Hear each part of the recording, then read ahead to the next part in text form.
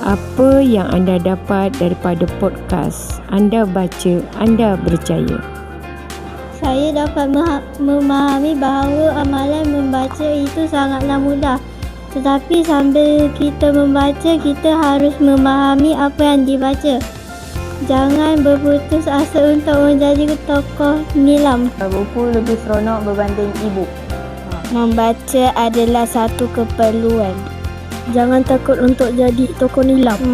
Meletakkan satu keyakinan di dalam kehidupan. Kalau nak berjaya, kena banyak membaca. Kita perlu meneruskan mencintai buku. Impian menjadi satu kenyataan dan kejayaan datang dari usaha. Orang yang tidak membaca ibarat tiada modal. Dengan membaca buku, kita boleh mendapatkan pengajaran dengan apa sahaja yang kita baca sebelum ini. Berusahalah menjadi tokoh nilam. Dalam apa-apa kehidupan ini, hidup jangan takut dari semua kesilapan. Saya dapat mengetahui untuk menjadi tokoh nilam itu sangat susah. Tetapi amalan membaca sangat senang. Dan jika ada masa, bacalah buku melalui e-book atau fizikal. Tetapi ingat, jangan pernah putus asa untuk menjadi tokoh nilam. Jangan takut jika mahu mencuba.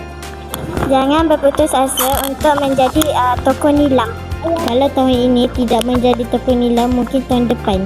Saya dapat memahami bahawa amalan membaca itu sangatlah mudah, tetapi sambil kita membaca, kita harus memahami apa yang dibaca. Jangan berputus asa untuk menjadi tokoh nilam. Dalam peribahasa, orang yang tidak letih berusaha akan berjaya.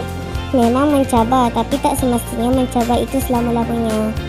Pastikan buku yang kita baca itu ada pengajaran, bukan saja setakat baca. Tapi buku itu boleh menambah ilmu pengetahuan dalam diri kita. Anda baca, anda berjaya.